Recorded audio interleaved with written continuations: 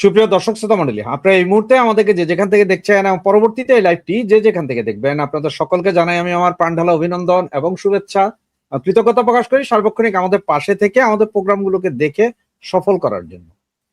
আপনারা জানেন গৌতম লাহিড়ী দাদা উনি আমাদের নিয়মিত অতিথি এবং ওনাকে পরিচয় দেওয়ার মতো খুব একটা নাই। আমাদের ভারতীয় উপমহাদেশে ওনাকে চেনে না এমন লোক খুব কমই আছেন।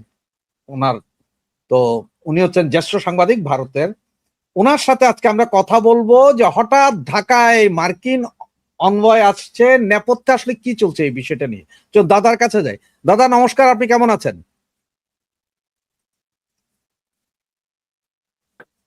প্রশ্নটা আর একবার করো। দাদা আপনাকে নমস্কার, আপনি কেমন আছেন? আমি আছি মোটামুটি। দাদা বাংলাদেশে তো এখন আমেরিকার অনেক কূটনীতিক আছে, টার্কিশ কূটনীতিকে ভরা। আমাদের দেশে এখন কিলবিল করছে ককরোচের মতো। আপনার কাছে কি মনে হয় যে আজকে আগামীকাল 2-3 দিনের মধ্যে কি কি পেতে পারি বা কি কোনো খবর আছে কিনা? কারণ বাংলাদেশের সাংবাদিকরা বলে না, আপনারা যখন লিক করেন তখন যে বলে।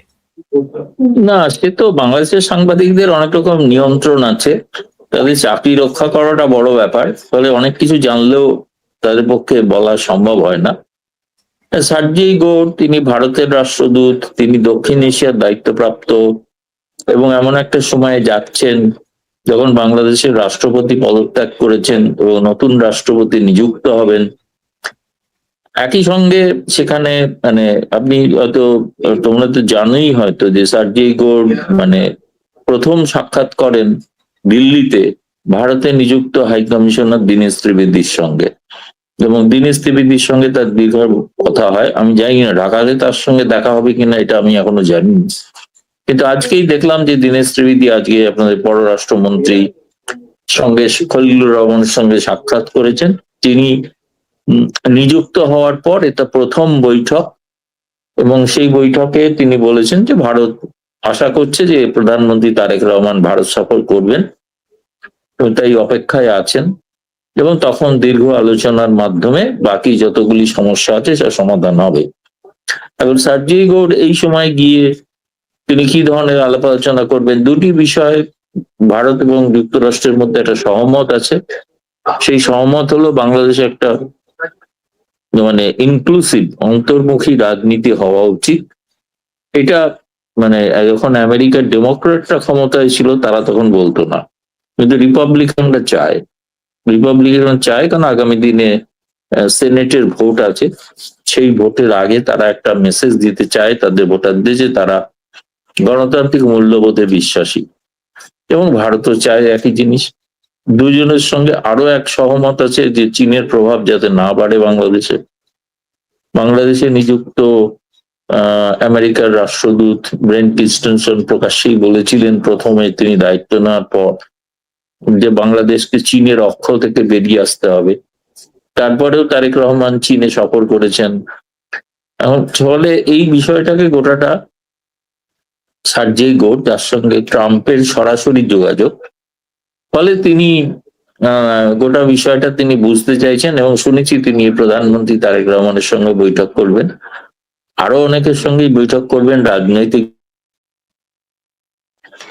এখন এই বৈঠকের নির্যাস নিয়ে আগাম অ্যাডভান্স কোনো অগ্রিম খবর এরকম কিছু নেই যে এইটা ঘটতে চলেছে সেটা বলতে পারবো, কারণ এই ধরনের বৈঠকগুলো থেকে যেটা হয় সেটা হচ্ছে কূটনৈতিক ভাষায় অনেক কথা হয়ে থাকে, তো সুনির্দিষ্ট কিছু হ্যাঁ বা এরকম কিছু ব্যাপার নয়, কিন্তু সেই কথাগুলো থেকে তারা তো নিশ্চয়ই সাংবাদিকদের সঙ্গে মিলিত হবেন, প্রকাশ্যে বলবেন, আমেরিকান দূতাবাস থেকে জানানো হবে। আমি শুনেছি ওখানে আরো সুশীল সমাজ আরো অনেকের সঙ্গে মিলিত হবেন, ফলে সেইটা দেখার অপেক্ষায় আছি। মানে এই ব্যাপারে আগাম আমি কোনো ভবিষ্যৎবাণী করতে পারছি না যে কি হতে পারে। যেটা হতে পারে সেটা হচ্ছে বাংলাদেশে আমেরিকার স্বার্থ যেন ক্ষুণ্ণ না হয়, এটা তো প্রধান দিক, এবং সেই স্বার্থ ক্ষুণ্ণ হওয়ার ক্ষেত্রে প্রধান প্রতিবন্ধকতা চীন। তবে দাদা আমার যেটা মানে এটা আমার সন্দেহ, আমি জানি না আপনার মত মিলবে কিনা। আমি কিছুদিন আগে একটা ভিডিও দেখেছিলাম, সেটা হচ্ছে পাকিস্তানের যে সেনা প্রধান আছে এখন আসিফ মনির, সে সেনাপ্রধান হওয়ার আগে ওখানে যে লিস্ট গিয়েছিল তাতে 9 জনের নাম ছিল। প্রথম যার লিস্টে 1 নম্বর ছিল ওনাকে করেনি, আসিফ মনির 7 নম্বরে ছিল ওনাকে করেছে। পরে ওই মেজর বা ওই সামরিক কর্মকর্তা বলেছিলেন যে আমেরিকার অর্ডার ছাড়া আমার দেশের সামরিক কর্মকর্তারা একটা পাতাও নড়ে না। নাকি আমাদের সেনাবাহিনীর প্রধানেরও চাকরি যাচ্ছে যে এর পরবর্তীতে কে আসবে সেটার ডিকটেশন দিতে আসছেন এই সার্জিও গোর এবং সিআইএ এর সাবেক প্রধান। না, এটা তো ঘটনা যে শেখ হাসিনা যেহেতু ঘোষণা করেছেন ডিসেম্বরে তিনি ফিরছেন বাংলাদেশে, এবং সর্বশেষ গতকাল তিনি এএপি তে একটা ইন্টারভিউ দিয়েছেন, যেটা ফ্রান্স থেকে প্রচারিত হয়েছে। ইন্টারভিউটা দেখলাম। সেই ইন্টারভিউতে তিনি কিন্তু একই কথাই বলেছেন যে তিনি ডিসেম্বরে যাচ্ছেন, কোনো অবস্থাতেই মানে সেই সিদ্ধান্ত পরিবর্তন করছেন না। দ্বিতীয়ত তাকে প্রশ্ন করা হয়েছিল যে আপনার ভারতের পররাষ্ট্র মন্ত্রণালয় বা বাংলাদেশ তারা তো আপনার প্রত্যর্পণ চাইছে, তো উনি তার জবাবে বলেছেন প্রত্যর্পণটা একটা দীর্ঘস্থায়ী ব্যাপার, দীর্ঘমেয়াদী ব্যাপার, কিন্তু তা তো দরকার হচ্ছে না, কারণ আমি তো নিজেই যাচ্ছি। তবে তখন তার বর্তমান বাংলাদেশ সরকার তারা সিদ্ধান্ত নিন তারা কি করবেন আমাকে নিয়ে, যাই ঘটুক আমি যাচ্ছি, আমাকে যদি গ্রেপ্তার করে তাহলেও যাচ্ছি, হত্যা করে তাহলেও যাচ্ছি। ফলে তিনি তো নিজেই বলেছেন এএপি কে দেওয়া ইন্টারভিউতে। এবং দাদা এই যে, জি বলেন দাদা। তো ফলে তার ঘনিষ্ঠ বলে যেটা, তার একটা মানে ঝাড়াই বাছাই শুরু করেছেন তারেক রহমান সরকার। তার প্রথম, আমি যেটা আগেও বলেছিলাম, আগেও ঘোষণা করেছিলাম যে খুব শিগগিরই রাষ্ট্রপতিকে পদত্যাগ করানো হবে, এবং তিনি পদত্যাগ করেছেন। সেটা বাংলাদেশের সাংবাদিকদের জানার আগেই আমি বলেছিলাম। দ্বিতীয়ত আমি এও বলেছিলাম যে সেনা প্রধানেরও পরিবর্তন ঘটতে পারে, যেটা এখনো ঘটেনি কিন্তু হয়তো ঘটতে পারে। তৃতীয়ত বলেছিলাম যে মোদী সরকার তারেক রহমানকে ভারতে আমন্ত্রণ জানাচ্ছেন ব্রিক্স সম্মেলন সব উপলক্ষে, যেটা আজকে প্রশ্নও হয়েছে, তার উত্তরও তিনি দিয়েছেন যে আমরা অধীর আগ্রহে অপেক্ষা করছি। আমার নিজের ধারণা তিনি যাবেন, তিনি আসবেন। সেই সময় অনেক কিছু ভারত বাংলাদেশের দ্বিপাক্ষিক বিষয়, কিন্তু কোনো আলোচনা তো আওয়ামী লীগ ছাড়া হতে পারে না, আওয়ামী লীগের প্রসঙ্গ নিশ্চয়ই আলোচিত হবে। ফলে একটা রোড ম্যাপ তৈরি হতে পারে, সেটা সফল হবে কিনা আমি বলতে পারবো না, কিন্তু একটা আলাপ আলোচনা তো নিশ্চিত হবে। আর তো দাদা আমরা এখন যতটুকু শুনতে পাচ্ছি যে শেখ হাসিনার বিষয়ে বা আওয়ামী লীগ বিষয়ে ভারত এবং আমেরিকা এক জায়গায় বা এক নীতিতে আছে, এই কথাটা কি সত্য কিনা?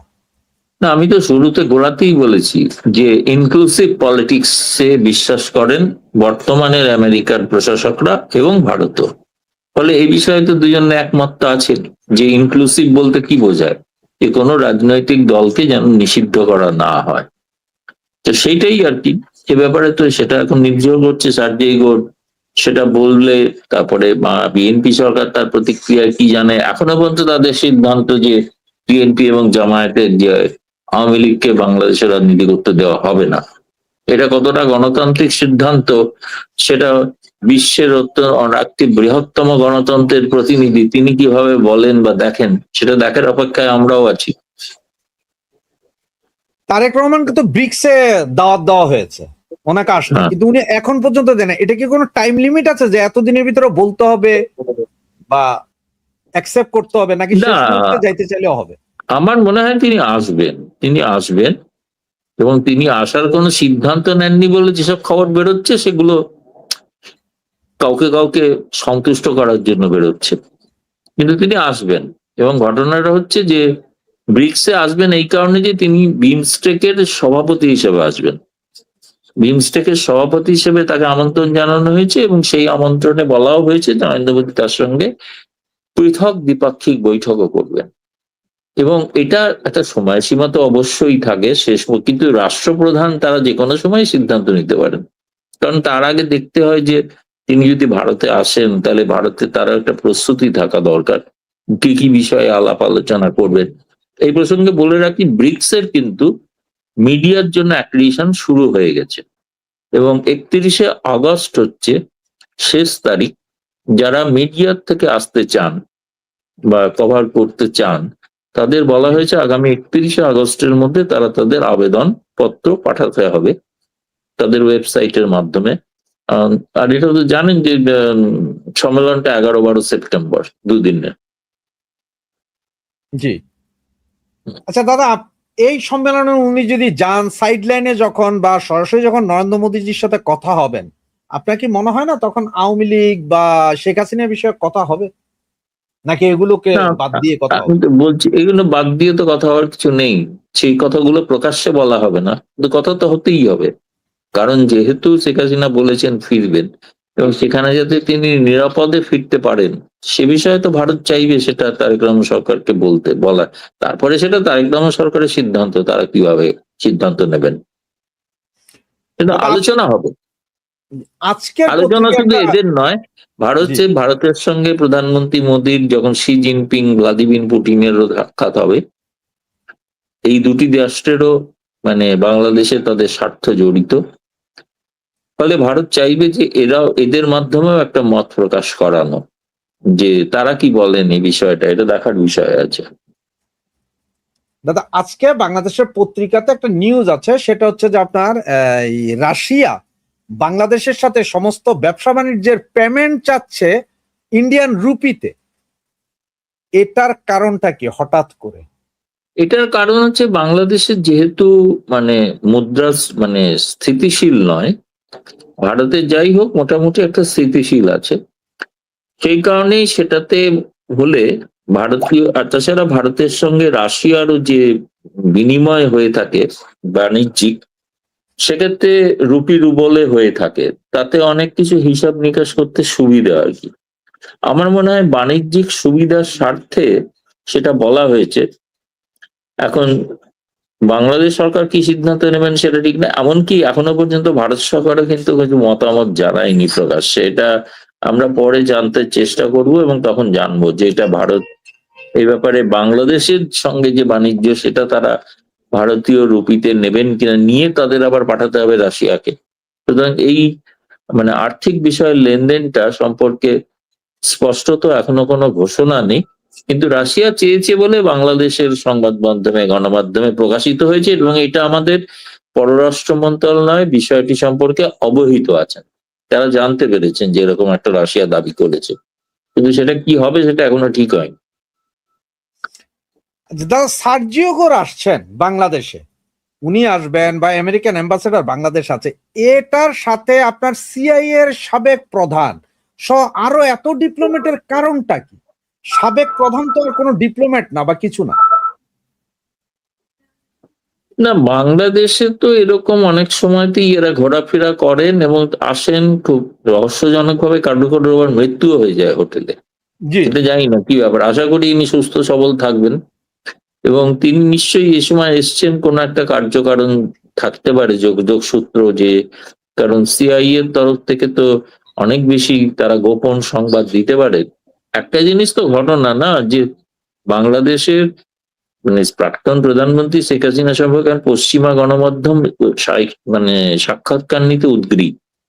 ফলে তারা তাদের, আগে তো তারা নিতেন না, এখন নিচ্ছেন, মানে তাদের আগ্রহ বেড়েছে অনেক বেশি। মানে সমস্ত বিষয়টা পর্যালোচনার জন্য হয়তো গোয়েন্দা সূত্র তাদেরকে সাহায্য করতে পারেন আলাপ আলোচনা, এটাই বলতে পারি, এর বেশি তো জানি না কিছু।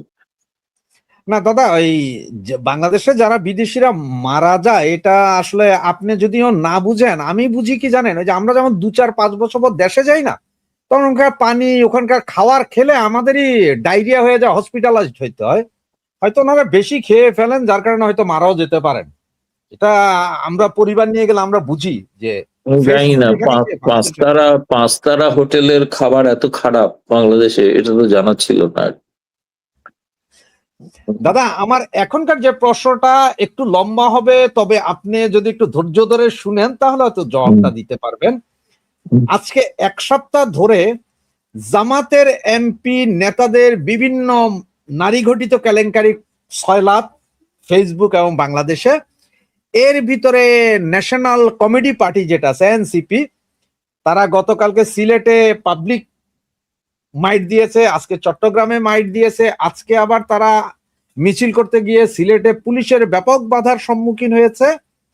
এর ভিতরে বীর মুক্তিযোদ্ধা লতিফ সিদ্দিকীকে কোনো মামলা না থাকার পরও গ্রেফতার করা হয়েছে।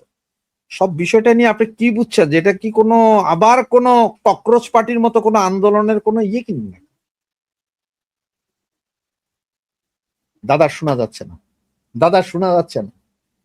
না, বাংলাদেশের আভ্যন্তরীণ রাজনীতির বিষয়ে তো আমার বাইরে থেকে মন্তব্য করাটা অনুচিত। আমরা তো ব্যাপারটা দূর থেকে দেখি, সুতরাং ওখানে এক্স্যাক্টলি কি ঘটছে সেটা তো সবটা জানি না। কিন্তু এটা দেখে বুঝতে পারি যে বর্তমান যে সরকার, তাদের সঙ্গে জামায়াতে ইসলামী যে সম্পর্ক, এই সম্পর্কটা আপাতভাবে মনে হয় তাদের নানা কারণে, নানা স্বার্থজনিত কারণে একটা সংঘাত আছে, সংঘাত হচ্ছে না যে তা না। সে কারণেই বলছিলাম যে যদি আওয়ামী লীগকে ওখানে স্থান দেওয়া যেত, তাহলে সেক্ষেত্রে কিন্তু বিএনপি সরকারের পক্ষে সুবিধা হতো, জামায়াতে বাড়বাড়ান্ত রোখা যেত।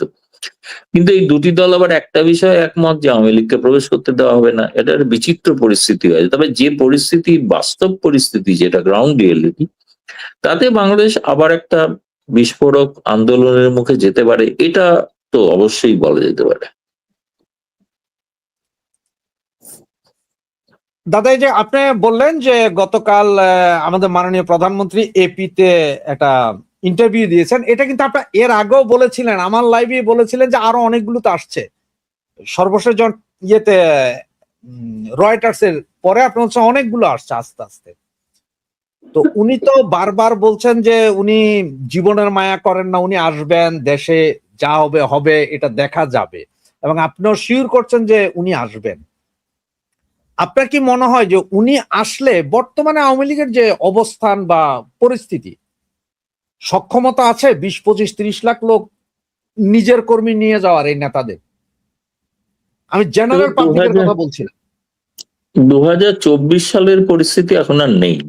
এখন মানুষ চাইছেন, তারা মনে করছেন, অনেকেই বলছেন, আমাদের কাছে নিয়মিত টেলিফোন আসছে যে আগেই তো ভালো ছিলাম, আগে যে ভালো হওয়ার জন্য যেটা অপেক্ষা করছিলাম সেটা কোথায় হলো, হলো তো না কিছু। ফলে আমার মনে হয় এখন কিন্তু আমি নিজে যা প্রতিদিন ফোন পাই, এবং তাতে আমি বুঝতে পারি যে প্রত্যেক মানুষ অধীর আগ্রহে অপেক্ষা করে আছেন, এবং তারাও জীবনের মায়া তুচ্ছ করে এখানে হাজির হবেন।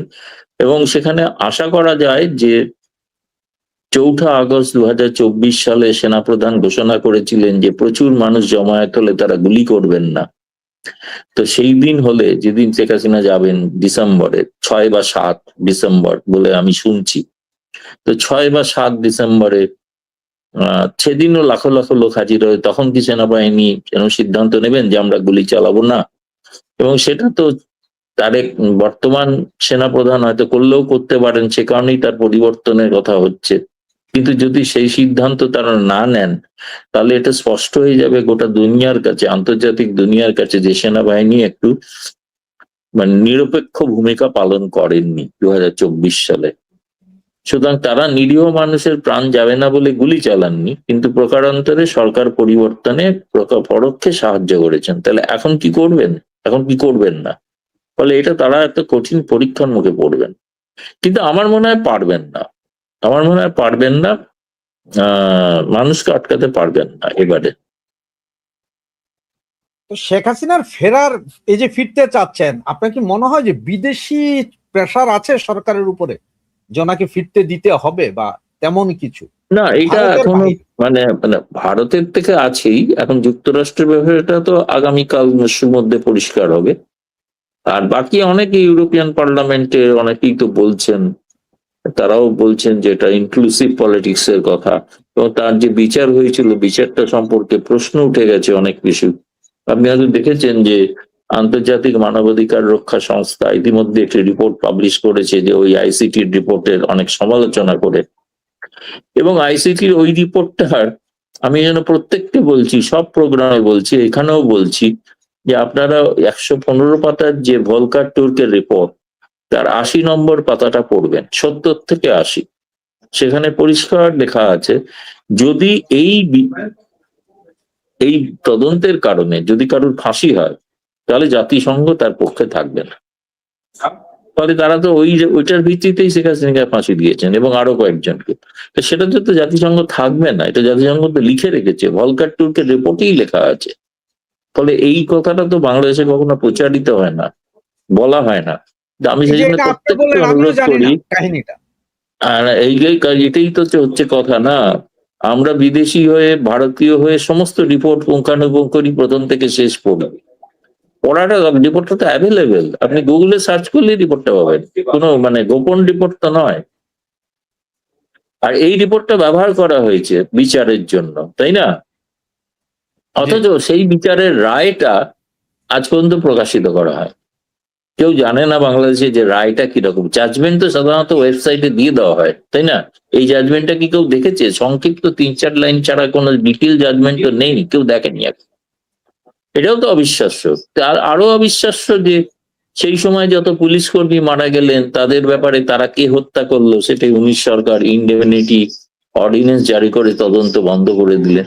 যারা মারা গেল পুলিশের গুলিতে, কোন ধরনের গুলিতে মারা গেল সেটাও তারা বন্ধ হয়ে গেল, ফরেন্সিক তদন্ত করা যাবে না।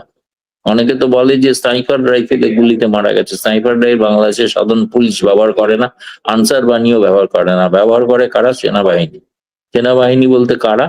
যারা সাবেক সেনা এবং অবসরপ্রাপ্ত সেনা, সেই সংগঠনটা বেশ শক্তিশালী। ফলে এই বিষয়টা তো তদন্ত সাপেক্ষ না, বা তদন্ত করতে গেলে পুরোটাই তদন্ত করতে হয়, সেটা তো কেউ করতে চাইছেন না। তার ফলেই তো এটা নিয়ে প্রশ্ন উঠে গেছে। এখন কিন্তু এই সত্যকে চাপা দিয়ে রাখা যায় না বেশি দিন, সত্য প্রকাশিত হবেই। আর এটা বাংলাদেশের মানুষ ভালো করে বুঝছে না, মানুষটা অল্পের মধ্যেই বুঝে গেছেন।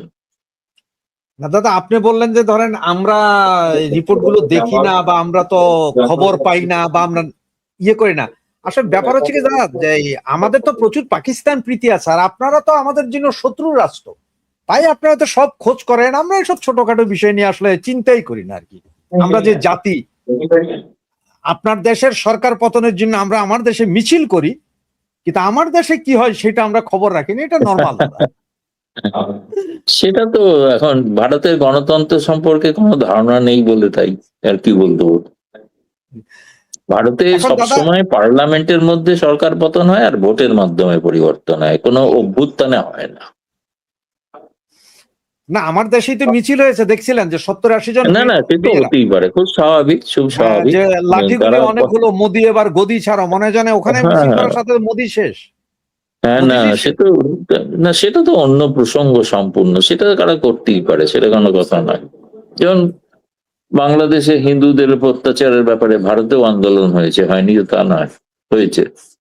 সেটা ঠিক আছে, সেটা নিয়ে আমার কোনো বক্তব্য কিছু নেই, তাদের স্বাধীনতা আছে, তারা করতেই পারে। কিন্তু তারা সেখানকার মানুষের যে সমস্যা সেটা নিয়ে আন্দোলন করার স্বাধীনতা নেই।